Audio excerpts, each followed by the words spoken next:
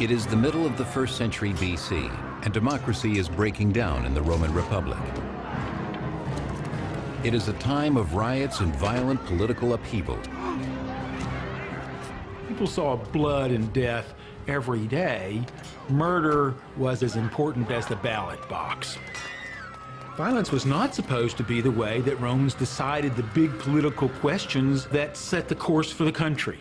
But violence breeds violence, and Rome had descended almost into a state of anarchy by Caesar's time. This is the troubled world in which young Julius Caesar grows up. By the age of 16, his father has died, and Caesar knows his life will be a struggle. Julius Caesar inherited that most distinguished family history a Roman could have. But by the time Julius Caesar was born in 100 BC, his family wasn't as rich and wasn't as powerful as legend said it ought to be. Julius Caesar wanted to restore to his family the glory and the leadership position that his family story said his ancestors had had. While still a teenager and sailing to study on the Isle of Rhodes, Caesar is kidnapped for ransom by notorious pirates.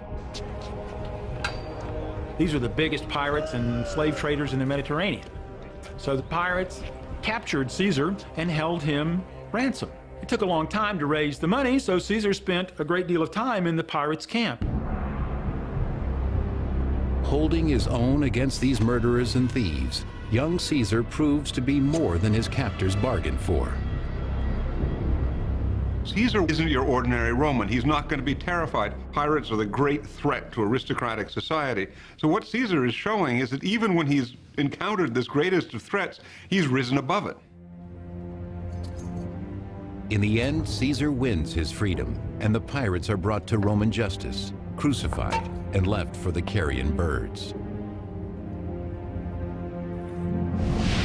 Caesar matures, and by 65 BC, now an experienced soldier in his 30s, he is sent to the Roman province of Hispania to suppress a dangerous band of rebels.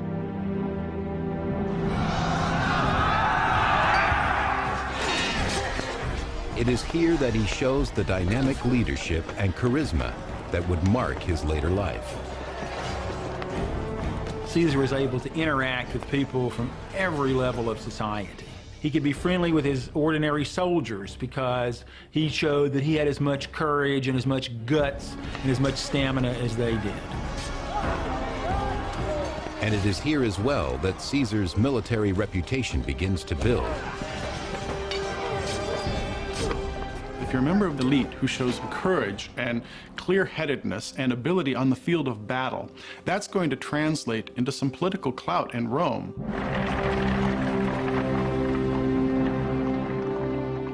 Returning to Rome, Caesar enters politics, using his soaring popularity in an attempt to win the election for the office of consul.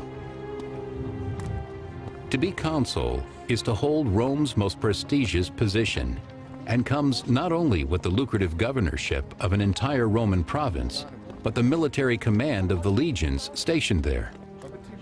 Caesar is a natural politician. Julius Caesar was brilliant in his ability to relate to people, to make them like him. But he was also one of the greatest writers and one of the greatest public speakers. Julius Caesar could make you do what he thought you should do by giving you a speech. Among his admirers is Marcus Brutus, the child of his favorite mistress. He quickly becomes Caesar's loyal protege. Brutus is inspired by his mentor's populist campaign and will one day move into politics himself. Caesar's campaign for the office of consul wins him many supporters, but his appeal to the commoners of Rome and his campaign for change lose him the support of the conservative aristocrats. He sets himself up quite deliberately as a person who will try to change the system of government. And he's a real threat to conservatives because Caesar appears as somebody who stands for something new. He stands out in every way as their antithesis, and there's very little they can do about it. Still, even if Caesar is elected consul in Rome, the conservative senators can deny him the one thing he wants and needs the most, the governorship of the profitable province of Gaul. Caesar needed money badly. He was so far in debt that he had literally to run away from his creditors. All of Caesar's financial difficulties will be over if the Senate will grant him his wish for the province of Gaul. For Caesar, it was absolutely crucial to get Gaul assigned to him by the Senate as his province. If Caesar was successful in Gaul, he could make a lot of money from the enemies that he captured and sold into slavery and from the booty that he took. It is essential that Caesar win the election and the governorship of Gaul. He develops a plan to ensure this happens.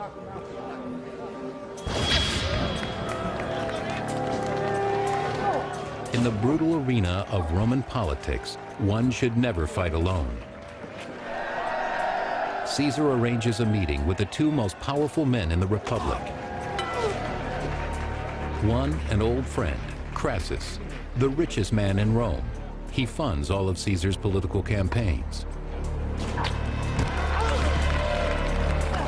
The other is the celebrated general Gnaeus Pompeius Magnus, better known as Pompey the Great.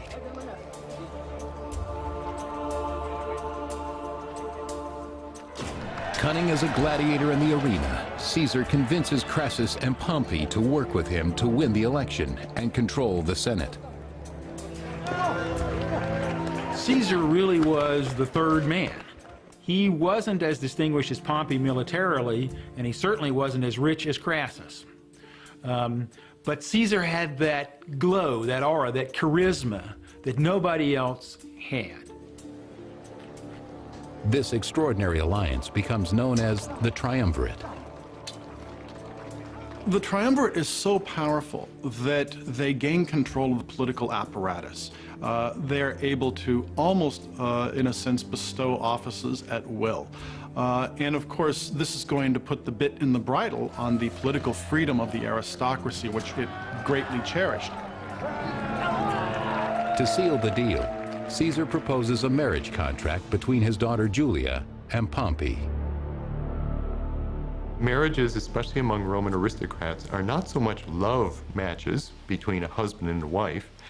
It's more as if one family is marrying another family. And the women are simply tokens of the exchange.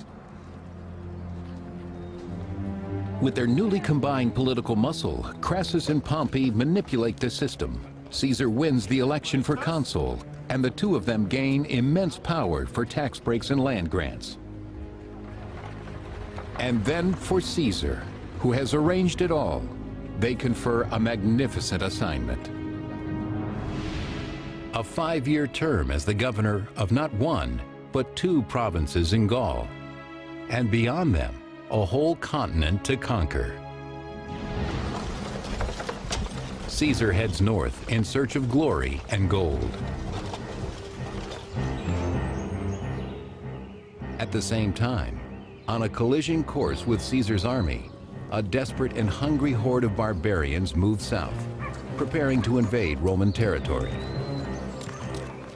Known as the Helvetii, they are 300,000 strong, seeking new lands to settle, by force if necessary. For reasons that are hard to know, maybe environmental, probably because of wars, the northern barbarians were moving south, lock, stock, and barrel, with men, women, and children. This Caesar will not allow. Along the banks of the Rhone River, the Romans throw up a barrier, a wall, 18 miles long. The Helvetians cannot pass. They must go instead through the lands of the Aedui tribe beyond the imperial border. But this poses a problem.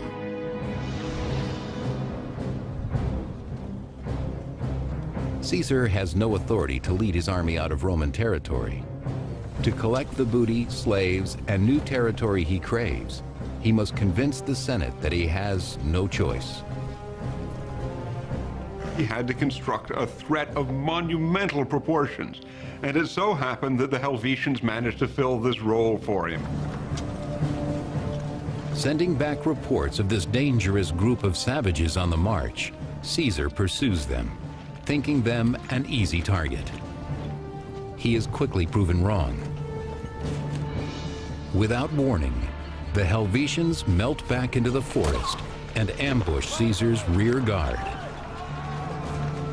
These groups had substantial military infrastructure, they had weaponry, they had military organization. They organized themselves into units that were ready to defend themselves. Despite the chaos of the moment, Caesar spots a superior battle position, a sloping hillside, where he arrays his troops. He understood how to put his men in a position where they were most likely to succeed. He also took very few risks. He had a tendency to stake out bold positions, but always positions where the enemy would be at a disadvantage in responding to him. Sure that their overwhelming numbers will carry the day, the Helvetians rush headlong towards the Roman hill. Caesar himself describes the battle. From our commanding position, the troops easily broke the enemy's phalanx. With a single spear, my men could pin together the Gauls' overlapping shields, forcing them to drop them. Then we drew swords and charged.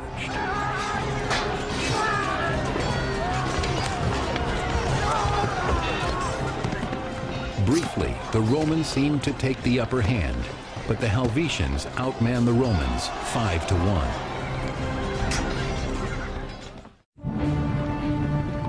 In 58 BC, the Helvetians, a violent barbarian horde, turned the tables on the Romans. They ambushed their rear guard, forcing Caesar to fight. Terror sweeps through the Roman ranks as the barbarians attack. They're already taller than the Romans, yelling at their top of their lungs, ready to charge in a mass, seemingly in a frenzy. I mean, what could be more frightening than trying to fight someone that you think is crazy, that is frenzied?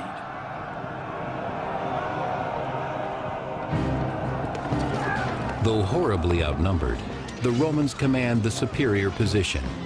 As the battle slowly shifts in their favor, they take no quarter, killing Helvetians as if they would wipe them from the face of the earth. Genocide is probably acceptable at this point, and even preferable, because do you really want, how many would it be, possibly 200, 300, 400, 500,000 Germans in Italy after the revolt of Spartacus, after we've seen what slave populations en masse can do to Italy? The better technique is simply to exterminate them.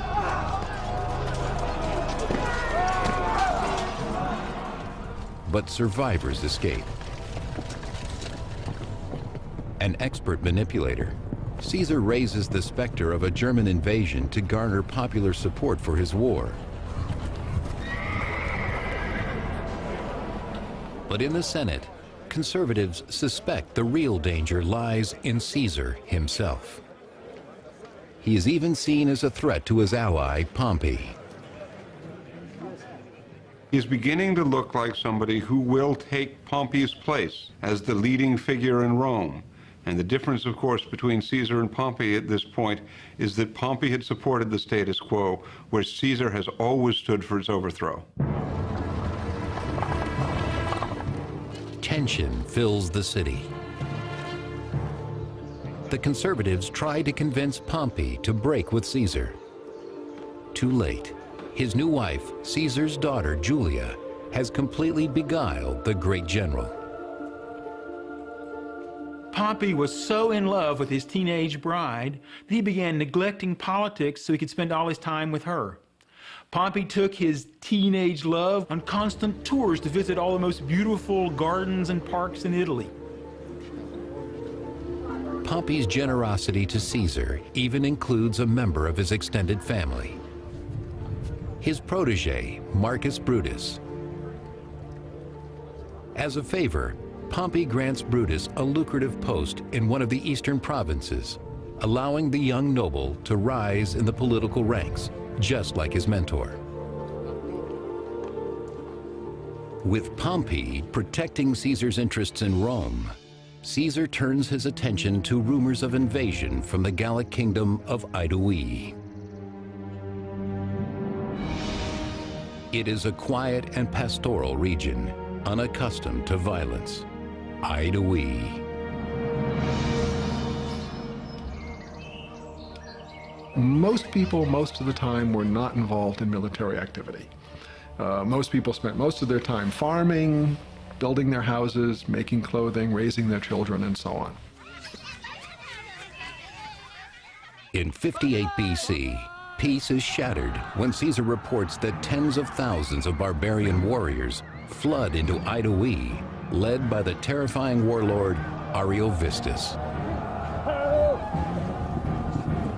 Ariovistus becomes virtually a Saddam Hussein figure in the Roman imagination. He's virtually equipped with weapons of mass destruction in Roman terms. He's got this terrible, violent army that is, again, evocative of the barbarian leaders of earlier generations. He is rumored to be oppressing Rome's allies, left, right, and center, to be, in that way, directly attacking the prestige of Rome.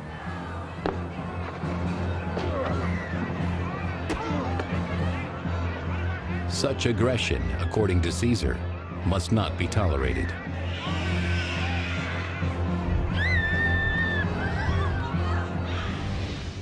Caesar learns that Ariovistus plans to set up his base in the fortified town of Besançon. Swiftly, Caesar marches his men across Gaul to meet them.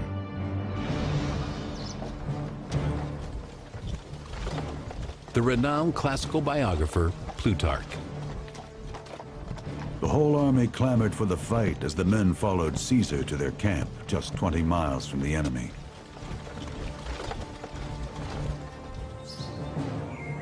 With the Roman legions closing in, the barbarians looked to their pagan gods for guidance.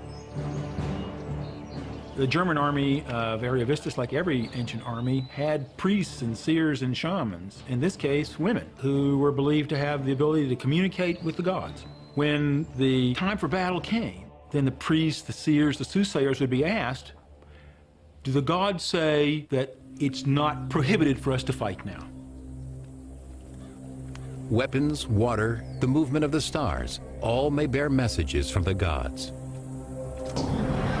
Through their totems, the soothsayers divine that Ariovistus will not win if he fights before the new moon. He must not move until then. It is the kind of intelligence upon which whole battles hinge, and it finds its way to Caesar's ear. Ancient peoples took these difficult to understand messages from the gods very, very seriously. Caesar knows that if he can force the barbarians into battle when they think the gods are telling them not to fight, that he will have a great psychological advantage. With the gods themselves seeming to lay his path, Caesar seizes the moment. Caesar sends his forces right up to the German fortification, threatening them and shaming them, and forcing, finally, against his will, Ariovistus to bring his troops out when they're going to be fighting with this dread in the back of their minds. We shouldn't be doing this, but the gods have told us not to go against Caesar. Caesar presses his advantage and attacks.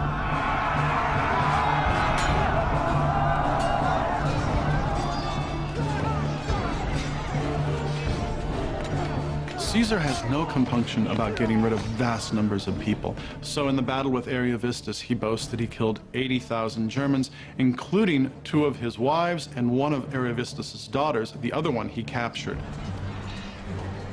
Ariovistus himself manages to escape and flees to Germany, leaving Caesar as the new master of Gaul. In 58 BC, Julius Caesar slaughters tens of thousands of violent German warriors. Their leader, Ariovistus, flees in dishonor, releasing the Germans' hold on Gaul.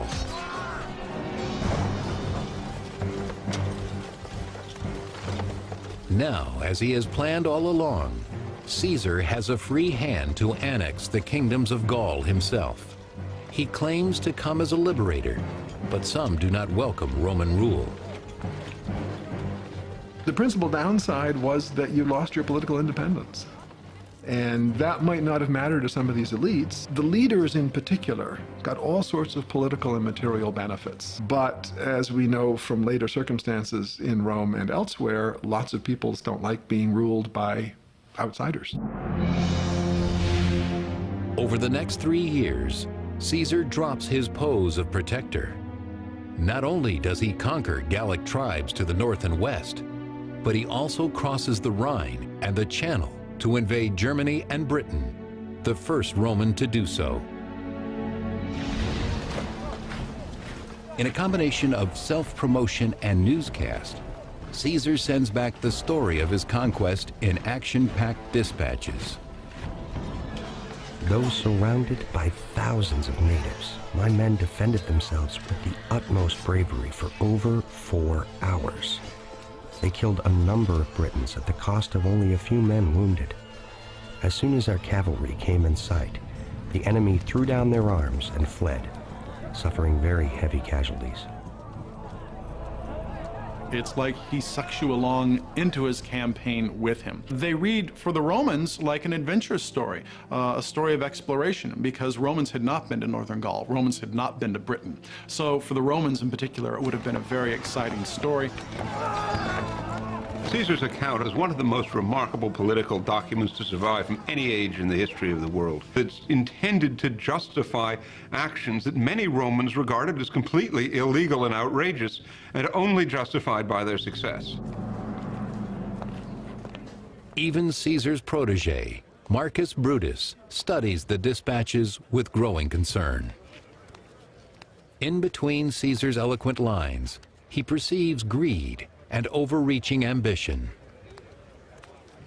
All of a sudden, people begin to realize Caesar's gathering enormous wealth, an enormously powerful army behind him. He's spending a lot of money buying support throughout the Italian peninsula. Brutus is troubled and concerned for his political position. A more powerful Caesar means a less powerful aristocracy. Conservative leaders vow to stop Caesar. What the Roman upper class fears most of all will be that one of its members will break ranks and go directly to the people without the consensus of the governing class behind him. They were always afraid that somebody might do something to upset the status quo, which was entirely devoted to maintaining their wealth and position. To stop the growing challenge, Caesar must call in a favor from his longtime ally, Crassus. He alone does not fear Caesar's booming popularity. His own enormous wealth insulates him from the vacillation of politics. With bribes and guile, he manages to block Caesar's enemies and win for himself another consulship and his first military command in nearly 20 years. Dreaming of lasting glory, Crassus heads east to invade the kingdom of Parthia, only to die in an ambush. Caesar has lost his first protector in Rome. Around the same time, Caesar's only daughter, Julia, dies in childbirth. Her husband, Pompey, Caesar's last protector, is devastated. The baby died a couple of days later. Pompey was distraught, and the loss of his love and of his child from his young wife destroyed his alliance with Caesar. His emotions overcame him, and Pompey broke with Caesar. The triumvirate is finished. Pompey and Caesar are now enemies. The die is cast for an ultimate showdown.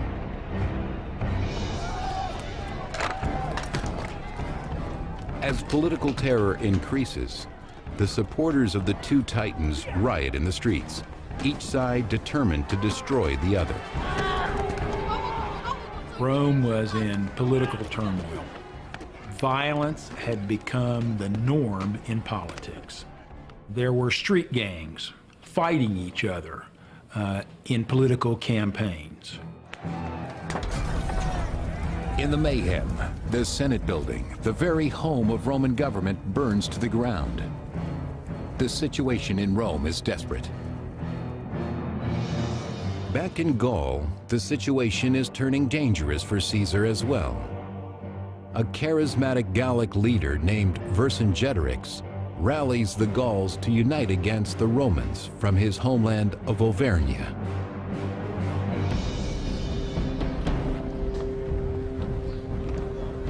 Vercingetorix's plan is radical.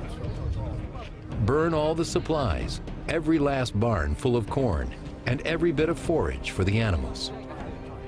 Then hunker down in the fortified hill towns and starve out the Romans. As their homesteads go up in flames, the cure must seem as bad as the disease to the Gauls. Yet their self-sacrifice astonishes and alarms the Romans. Vercingetorix was trying to destroy the logistics of the Roman army. Just feeding these people is an enormous problem. And the farther Caesar goes against the Gauls, the longer his supply lines become, the easier it becomes to cut the supply lines and starve the enemy into submission. With food supplies plummeting, the Romans will have only two options: stay and starve, or retreat. Caesar never retreats. In 52 BC, a courageous warrior named Vercingetorix calls upon his people to rise up against Rome and burn their barns and food supplies. By winter's end, the Romans must choose starvation or victory.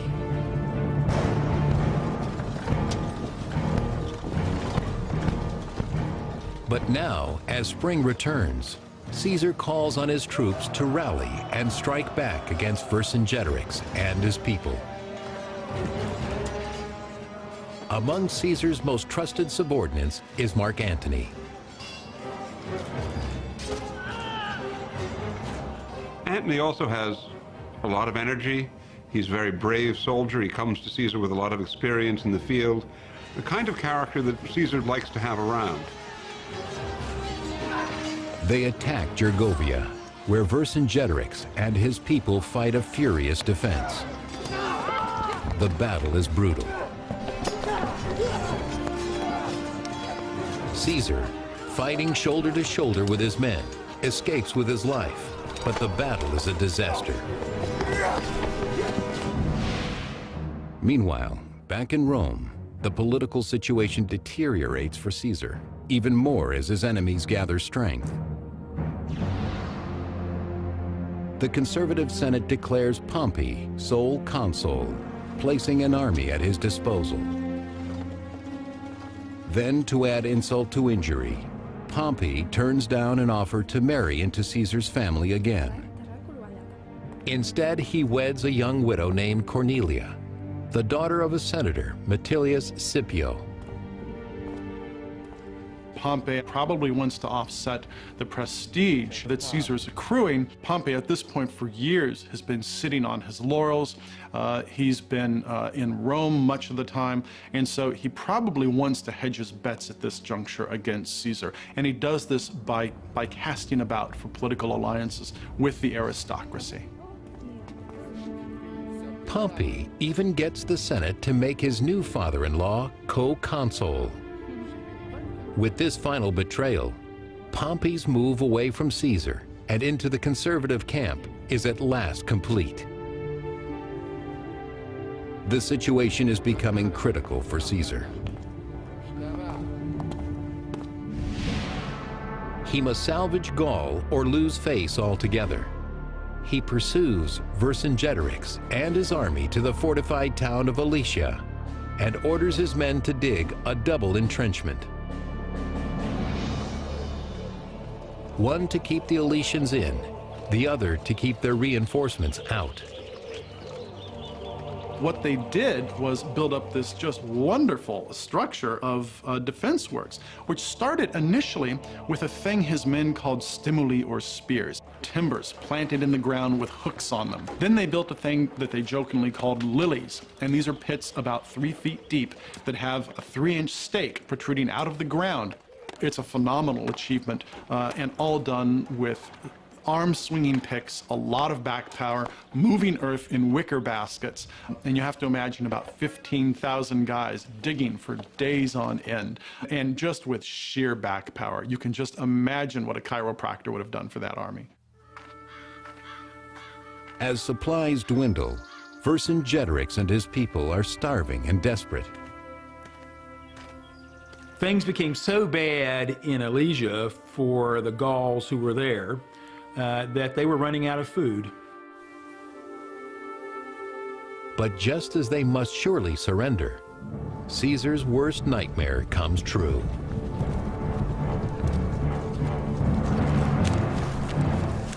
All of Gaul rises up to defend the Elysians. 200,000 fresh barbarian warriors march against the Romans. The Gauls are a relatively well-organized opposing force. They can muster a lot of people and muster them relatively quickly. We see that with the siege of Alesia, in which the besieger, Caesar, finds himself in turn besieged. With the arrival of reinforcements, Vercingetorix finally bursts out of the city gates. The Romans are surrounded. The barbarians rush in for the kill. The Battle of Alesia was Caesar's greatest challenge in 10 years of huge military challenges, because in order to defeat the enemy, Caesar had to fight them both in the front and in the rear. Only the most seasoned troops could withstand such an assault. You had to be psychologically prepared to confront the enemy close enough to hack them to death with a 2-foot sword. You had to get into that killing zone that was literally at arm's length, where you could as easily be killed as killed. In his first-hand account of the Gallic Wars, Caesar describes the battle. Neither ramparts nor trenches could check the Gauls' furious onslaught, and I knew that the time for the decisive action was at hand. He has great lucidity, to the point that sometimes when his men were losing it, he would actually grab them by the throat and thrust them back into battle. So a great clear-headedness in the midst of great danger.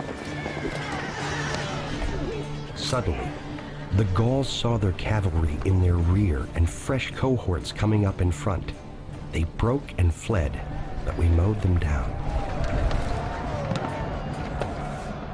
In 52 BC, in the fields outside Alesia, the dream of Gallic independence dies. Vercingetorix surrenders to Caesar, bringing much of northern Europe into the empire for good.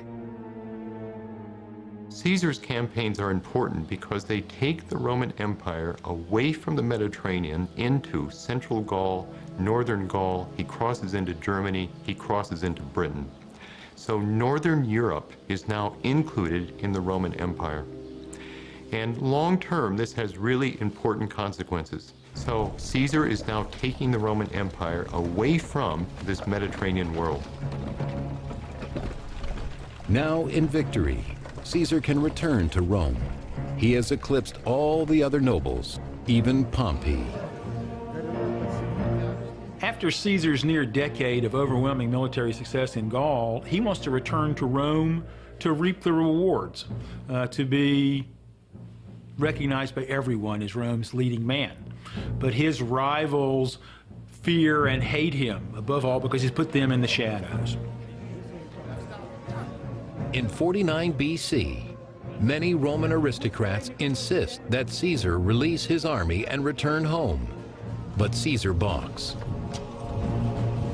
Caesar knows that if he were to disband his army and come to Rome, he would be murdered by his rivals who hate his success and know that Caesar can't be stopped because he's so popular.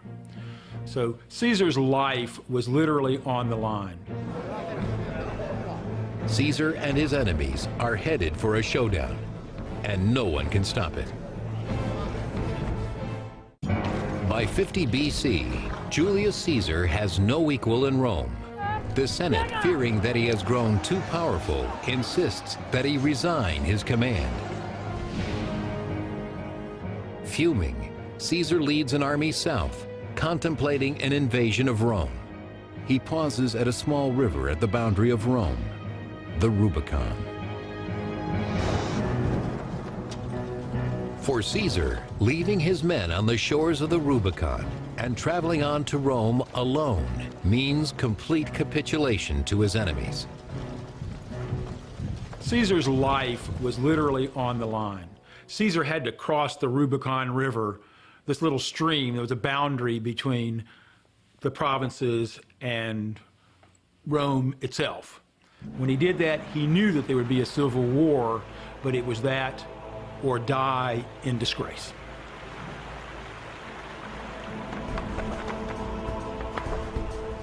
One side of the power struggle is led by Caesar. Forged by a decade of campaigning, his army's belief in him is unshakable, its dedication absolute. The other side is led by Pompey. His army is scattered throughout Italy, and its loyalty is in doubt. Caesar's popularity, he knows, is at its height. The population of Italy treated Caesar like a returning god, and soldiers flocked to Caesar's army. There was no opposition. Those who feared him were fleeing like a wave towards Rome, and the city became a scene of absolute tumult and panic. The people at Rome who love Caesar are partying in the streets because they can't wait for him to return. Pompey gathers up the Roman Senate and flees to where support for him is deep and strong, Greece. It buys the great general valuable time. Months pass before Caesar can build and appropriate enough ships and supplies to follow him. By the time Caesar's troops disembark in Greece, Pompey has amassed a great army. In January 48 BC, at Pharsala, the most important figures in Rome square off in tragic civil war. Pompey commands twice as many men as Caesar, yet Caesar's soldiers come armed with a potent weapon: confidence. Pompey had to fight or had to surrender. That is the way that Caesar worked, and Caesar's men knew that he would always put them in a position where the chances of success were very great. He also has a very well-trained army. You reach a certain point and the army becomes a well-oiled machine. They're not called veterans for nothing, and they become a very effective fighting force because they're so used to what they're doing. At Pharsala, Caesar's long years of campaigning pay off. His men utterly destroy Pompey's army. Pompey himself escapes. Caesar chases him to Egypt, but too late. In the end, the great Pompey is tricked, murdered, and beheaded by Egyptian brigands. The head is sent back to Caesar. Classical biographer Plutarch. When Pompey's head was brought to him, Caesar refused to look at him. But he took Pompey's signet ring and grieved as he did so. Did he really do that? It's very anecdotal, and it almost defies plausibility, but it is possible in a sense. It's possible because Pompey had been a colleague and a friend for a time. And maybe in a sense, Caesar saw what could happen to himself in the eyes of the dead Pompey. In 46 BC, with his rivals out of the way, Caesar has the total power he has craved his entire life. Rome is his. Caesar quickly moves to rebuild the city. changes the tax laws, and establishes colonies. He becomes the first leader of Rome to conceive an empire. Caesar essentially becomes the new state. Caesar replaces the Republic. Now, this is a great preview of what's going to happen under the emperors. But Caesar does it in such a way that he seems to disregard the traditions of the Republic. And as a result, he essentially cuts himself off and isolates himself. Unwilling to share his rule with lesser nobles, he proclaims himself dictator for life, king of Rome in everything but the name. The fear is if Caesar becomes a king, the rights of the people to vote, to choose, to express their opinion will be taken away from them. Outrage over Caesar's tyranny seeps like poison through the Senate. Even Caesar's own protege, Marcus Brutus, is persuaded to betray him. Brutus was a complex and frankly not very attractive man. Caesar had made him his close companion and promoted Brutus's career. But I think Brutus couldn't stand being second banana to Caesar, and Brutus had this romantic notion of himself as the defender of Roman liberty by leading the conspiracy against Caesar. Finally, in 44 BC, on the Ides of March, in the name of liberty, 40 conspirators take matters into their own hands, led by Brutus. Classical biographer Suetonius. 23 dagger thrusts went home as Caesar stood there. He did not utter a sound after the first blow, though some say that when he saw Marcus Brutus about to deliver the second blow, he reproached him in Greek with, "You too, my child?" Many of them were his friends. Some from a long time, some perhaps thought that Caesar had destroyed the Republic's most cherished tradition, that no one man can be the leader of Rome. And there was surely spite and jealousy and just human passion, and perhaps some notions that this was what freedom required.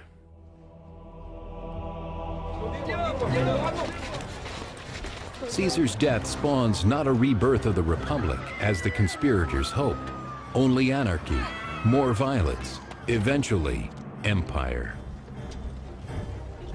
I think, long-term, the infusion of obscene riches into Roman politics, the turning of the army into clients of the general as a patron, and the intense rivalry among the aristocrats to defeat each other instead of serving the country meant that the Republic was doomed even without the genius, the fire of Julius Caesar.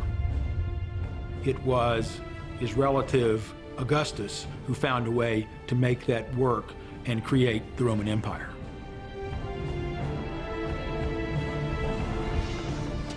The age of emperors begins, and with it, bloody conquest, brutal repression, and endless war.